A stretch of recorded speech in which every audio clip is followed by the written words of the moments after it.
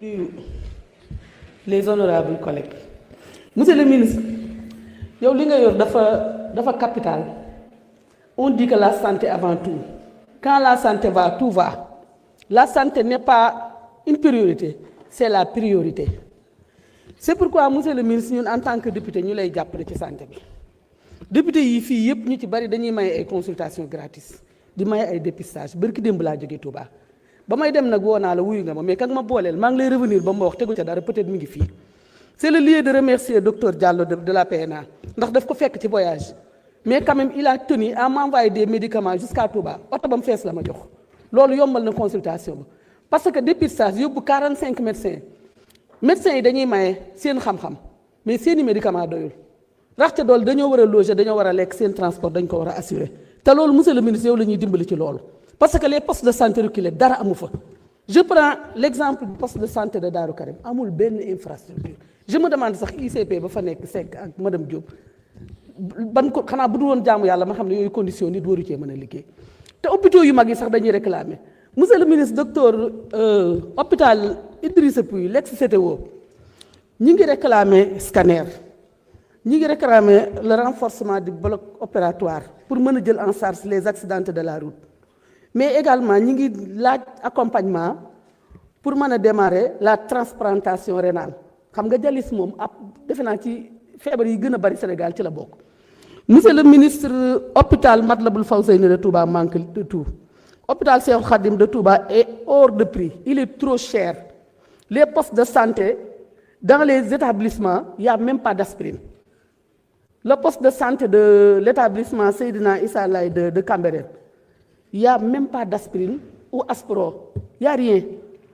bu élèves yi feebaree bu ñu fa demee dañu leen di consoler rek ñu dem seen yoon loolu nag bu fekkee ne ci capitale bi la am région yi du mat a wax.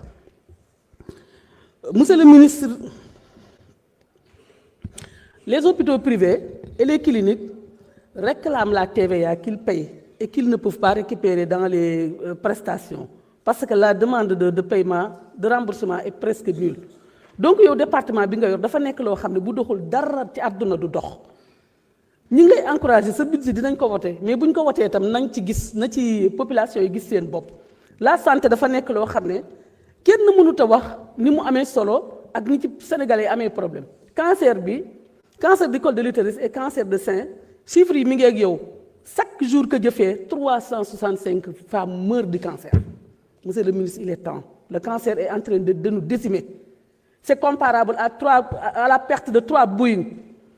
par an. Ça, c'est inadmissible. Il faut encourager ceux qui organisent les dépistages des femmes pour qu'enfin, on puisse prendre en compte le cancer du col de l'utérus, le cancer de sein, mais aussi le cancer de prostate pour les femmes, pour les hommes. Vraiment, il y a trop à dire. Le temps est très court, mais il y a trop à dire sur les problèmes médicaux des Sénégalais. C'est pourquoi nous vous encourageons, mais nous vous demandons aussi de faire un effort bëggoon nañ budget bi sax bu déwénee ñu yokkal la ko parce que budget santé moom du doy mukk du doy hôpitaux yi dara amu ci l'accueil laisse à désirer il faut nga wax sa sage-femme yi ak sa infirmière yi ñuy accueillir nit ñi di dalal seen xel nit bu feebaree boo ko joxee considération rek faj nga moitié maladie mais nit feebar dikk na salaamaaleykum ci hôpital foofu la. Merci honorable. La parole à Seynabou Yassine Samb et Rocky Ndiaye se prépare.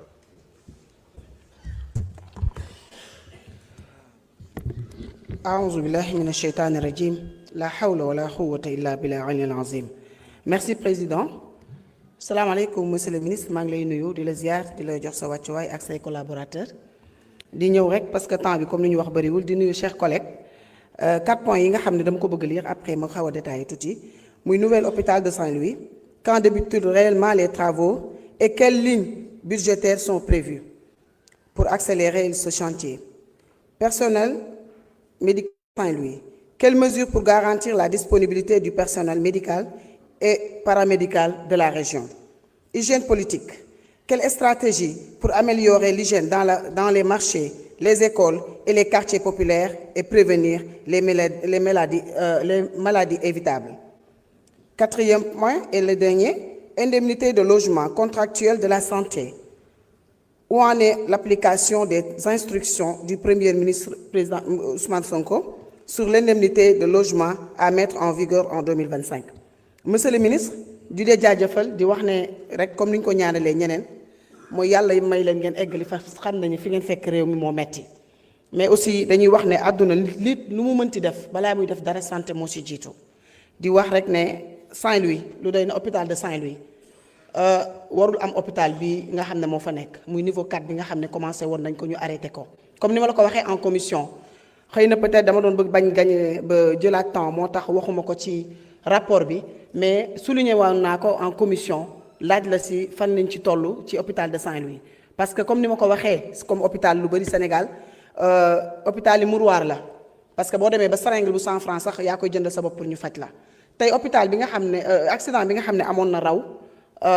fan yële ci ma nga aussi am naa ko ma ci doon jokkool mu nekk loo xam ne lu metti la parce que parfois dañ leen di jël en charge première soins yi urgence mais après continuité des soins dañ koy arrêté parce que dañ leen di wax ne tant que fayu leen duñ leen faj te dafa nekk loo xamante ne aussi dafa metti parce que parfois nattu day ñëw parce que yàlla mooy tege nattu mais nag sa état moo war a jël garantie la population donc loolu dañ leen di ñaan yu mel noonu même bu fekkee da ngeen di pare yu defal leen facture jox ko le malade mu mën ci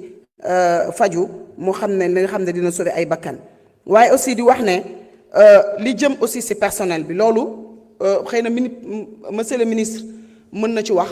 mais kenn ku nekk moo war a xool digganteem ak boromam parce que nit ki feebar ñëw ci hôpital bi jaaxle moo ko indi te yow dañ lay fay boobu boo bëggee mu barkeel te loo bëggul ñu def la ko yow def ko sa mbokk bul ko def mbokku jàmbur donc ça c'est en tant que humain la ñuy def appel à tout le corps médical parce que xam naa li ci nekk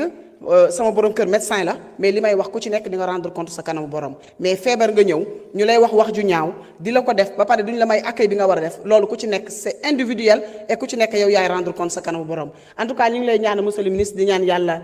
sa budget bi mu nekk loo xam ne Sénégal daf ciy jëriñu di wax ne yàlla bu kenn manqué te yàlla bu kenn manqué yaa za jalali wal ikram asalaamaaleykum wa rahmatullah.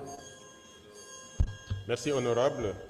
La parole est à la présidente Rokhaya Ndiaye et Fatma Mbodj se prépare.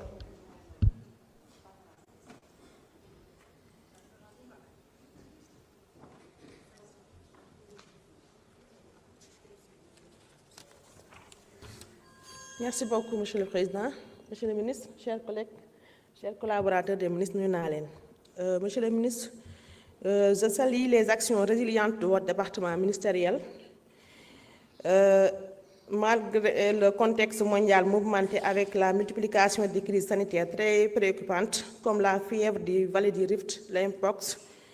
des efforts ont été consentis en termes de vaccination, prise en charge des malades, modernisation des infrastructures sanitaires. Nous saluons aussi les réformes majeures apportées par votre ministère concernant la digitalisation, la souveraineté pharmaceutique et les investissements dans le capital humain. Et malgré les problèmes économiques que traverse le pays, Monsieur le ministre, on voit que votre ministère a des programmes salutaires. On peut citer 35 centres de santé et le recrutement de 2250 profils techniques.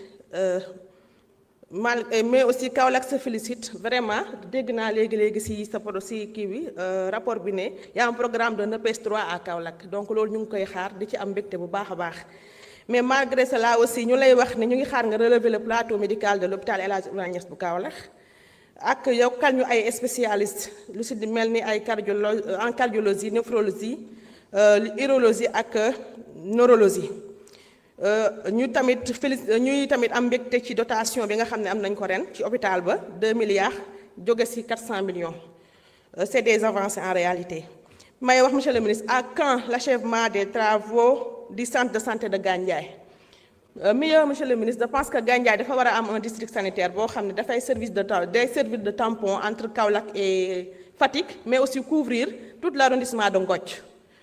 di la wax monsieur le ministre nga équiper le centre de santé de Medina Baye parce que soxla nañu ko parce que lieu boo xam ne ni dañuy accueillir chaque année la. di la wax ne Ndofane aussi soxla na centre de santé de niveau 2 may fàttali ne district sanitaire de Ndofane ñu ngi ko créé depuis 2006 mu couvrir 2 arrondissements dont 7 communes donc foofu war na am centre de santé niveau 2 de niveau 2 du moins. di la wax en collaboration avec le ministère des infrastructures nga construire mais aussi équiper les centres de Ndiédiène, Latmingué et Thiaré duma daaneel tamit nag te remercier wu moi le directeur de la PNA si jàppale bi nga xam ne mu ngi koy jàppale les jeunes mais aussi di rafetlu taxawaayam di la wax nag nga gën ko renforcer parce que moom bu amee doole rek dina mën a jàppale bu baax a baax li nga xam ne mooy liggéey bi di leen féliciter bu baax merci. Merci, Présidente. Fatma Mbodj, honorable, vous avez la parole et Ndeye Marie Sané se prépare. Pour plus de rapidité. Merci, Monsieur le Président. Monsieur le ministre, maa ngi leen di nuyu mes chers collègues, maa ngi leen di nuyu yéen ñëpp. Monsieur le ministre, damay ñëwaat di la encourager si avancées yi nga xam ne yaa ngi koy def bu baax ñu di ko sentir bu baax si santé rawatina Touba. Mais damay ñëw tey si problème boo xam ne su d'abord pour Matlaboul Fawzeyni. Matlaboul Fawzeyni le nouveau bâtiment ñu ngi la si félicité ubbeeku na mais travaux yi FONSIS moo ko yoroon li des mooy assainissement ndax ku tabax bâtiment di nga def li nga xam ne mooy l'évacuation des eaux te loolu urgence la fi ne sonal na leen vidange yi daf leen di coûter une dizaine de millions par an donc te ku xam foo xam ne da nga fay wutee ji wér-gu-yaram hygiène bi nga xam ne moom nga fa war a fekk mënul dëppoo ak bu fekkente ne fosse yi dafay ball kon loolu c'est une urgence boo xam ne ñoo ma ko yóbbante monsieur le ministre ba tey hôpital Cheikhoul Khadim comme hôpital Matlaboul Fawzeyni 2 hôpitaux de type niveau 3 ba ñu ngi lay féliciter bu baax si loolu waxoon naa la ko commission c'est des structures de référence hôpital Cheikhoul Khadim wax naa la ne on est le département le plus peuplé après Dakar mais du rek département de Mbacké lay recevoir dafay recevoir réew mi yëpp ba si la sous-région benn radiothérapie la ñu am ñoo ngi lay laaj une deuxième radiothérapie monsieur le ministre à l'hôpital Cheikhoul Khadim ba tey tamit dotation d'investissement hôpital Cheikhoul Khadim amu ko loolu waxoon naa ko commission maa ngi siy ñëwaat mais li ma si gënoon a kii te bëggoon ministre des finances laajoon naa ko mooy les subventions hôpital Cheikhoul Khadim 1 milliard 700 millions et quelques la hôpital Matlaboul Fawzeyni subvention 1 milliard 600 et quelques millions la mu nekk hôpitaux yoo xam ne wax naa la solo si ñu am ci réew mi lan moo tax seen subvention gën a faible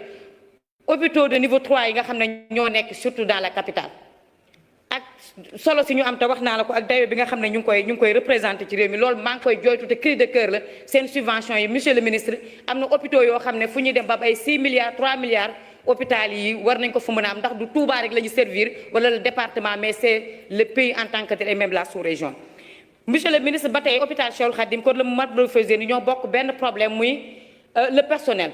plus de 70% du personnel li nga xam ne mooy hôpital bi ñoom ñoo leen jël en charge te loolu bu fekkonte ne yàgg sa naataango bi nga xam ne mooy le ministre de la fonction publique jàppale ngeen leen ci dina leen gën a dooleel ci li nga xam ne seen stabilité financière la